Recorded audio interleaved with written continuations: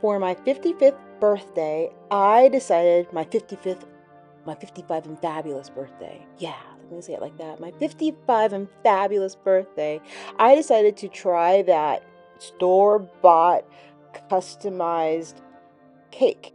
And well, this is what it looked like before, and this is what I ended up with. And this video is going to show you how I did it. Wild Rose Haven Homesteading. This thing on? Can you hear me? Okay.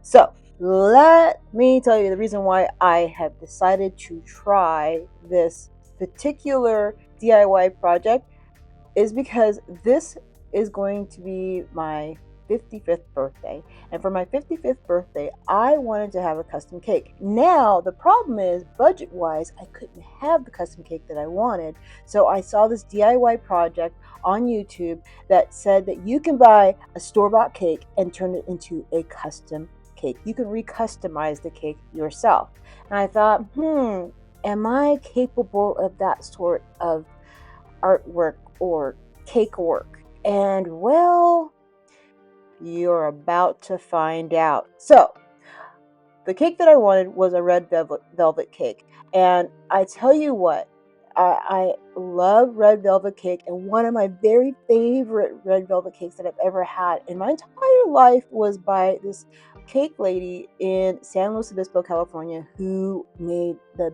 best, oh my gosh, red red velvet cake I ever tasted in my life. And well, you know, I'll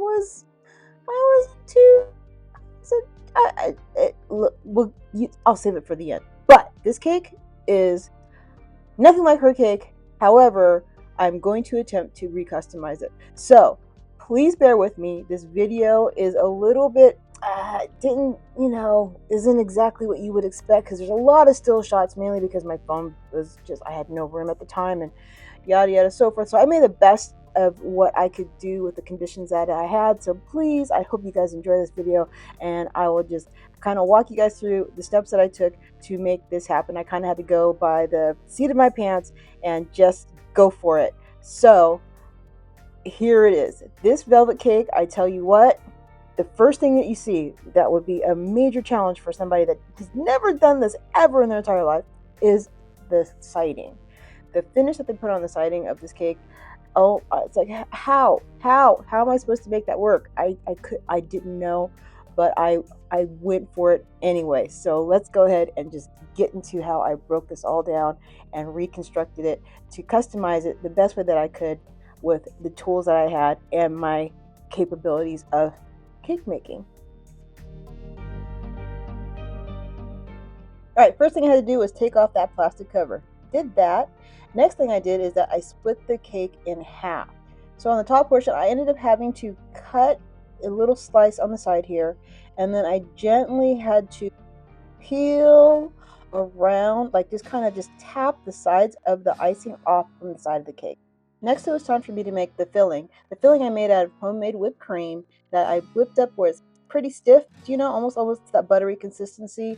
And then I used some homemade blackberry jam that we picked the berries from here at the homestead, and added that to create a blackberry, and I also think made cream cheese filling. And oh my gosh, I was really, really happy with how well this ended up turning out. I just mixed it all together and just got it to where I had it the right consistency.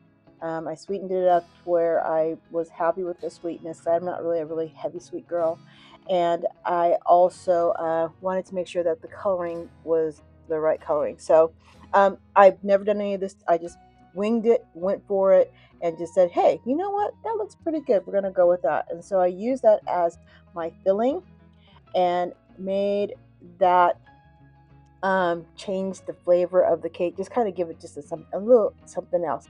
Now here was the difficult part. How do I put this siding back on? How do I get the icing back on there and still keep the look of the cake consistent somewhat? Well, I had an epiphany. You know what I'm going to do? I'm going to put it in, and I'm just going to kind of mix it to where it starts looking like an ombre. Like it was like an ombre frosting. And that's how it ended up turning out. And I was really happy with the end result here. That's what I did. And I was able to just kind of fill it in here and there with the rest of my frosting that I had made. And it turned out to be this really cool ombre color.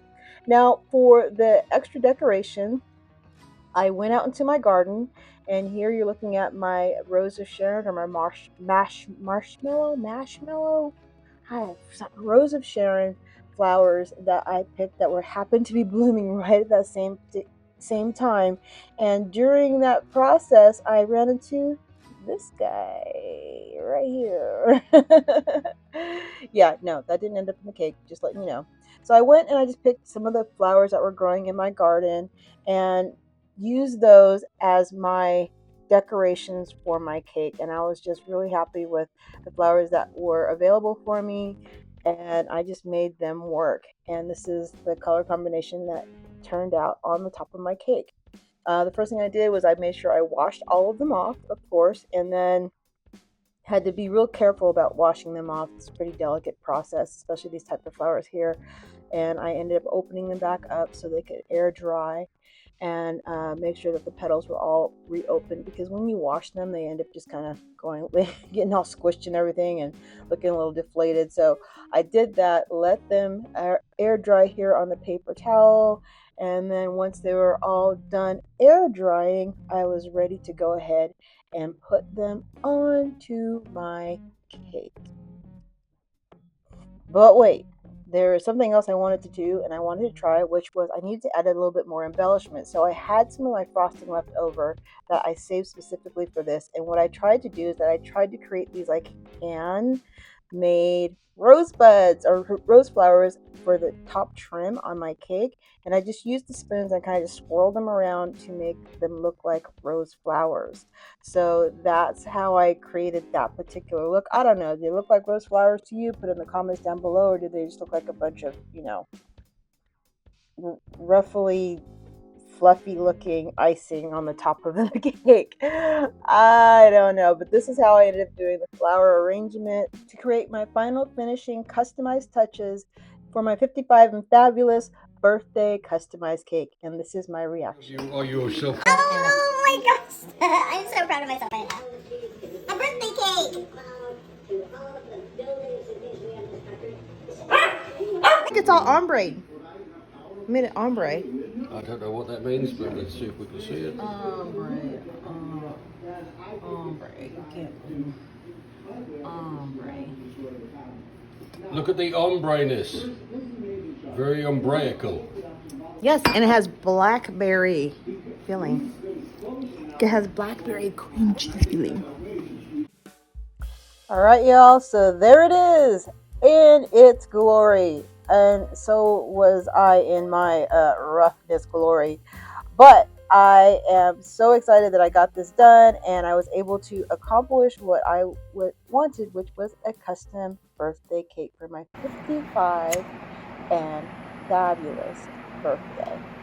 For some of you, this might not be a fabulous looking birthday, but for me, it was absolutely fabulous that I learned how to do something new at 55. Happy birthday to you. Happy birthday, dear Mrs. Happy birthday, old you. Oh, thanks, babe. You're welcome.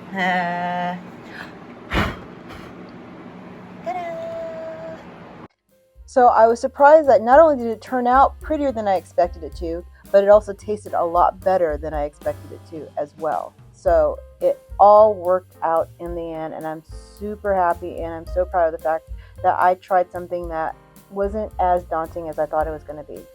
So if you'd like for me to redo this video in action, then put in the comments down below, redo, and it might not be the same exact cake because it was hard for me to find this cake again when I went back into the store to look for it, but I will do my best to do another cake and a store-bought cake and see if I can customize it again. Y'all come back